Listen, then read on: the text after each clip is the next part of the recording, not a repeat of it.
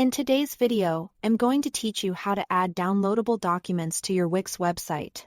To get started, open your Wix dashboard and navigate to the site you want to update. Once you are there, click Edit Site to open the Wix editor. This is where you will make all the changes needed to add a downloadable file for your visitors. If your editor takes a moment to load, just give it a second so everything appears properly before moving on.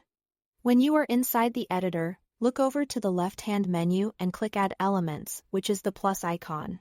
This section contains all the items you can place on your website, including text, images, shapes, and buttons. Since you want people to download a document, the easiest option is to use a button. From the available button options, choose something like a text button, then drag it onto your page. Place it in the section where you want visitors to see it clearly. After that, double-click the button so you can rename the text. Change the label to Download. Keeping the button text simple and direct makes it immediately clear what the visitor should do. Next, with the button selected, look for the floating toolbar that appears near it and click the link icon, which looks like a chain. This opens the link settings for the button in the link options. Choose Document.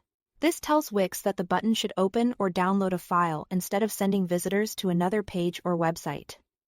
Now click Choose File. If your document hasn't been uploaded yet, select Upload Media and add the file from your computer. You can either browse for it manually or drag and drop it into the upload area. Once the file finishes uploading, select it and click Add to Page. At this point, the button is now connected to your document.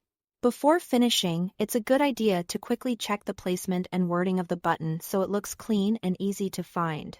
A clearly placed download button helps improve the user experience and makes your content more accessible. When everything looks good, go to the top right corner of the editor and click Publish. This makes the download option live on your website. After publishing, test the button yourself by clicking it on the live site to make sure the file downloads correctly. That final check is important because it confirms everything is working the way you expect. And that's it. You've successfully added a downloadable document to your Wix website. Thanks for watching.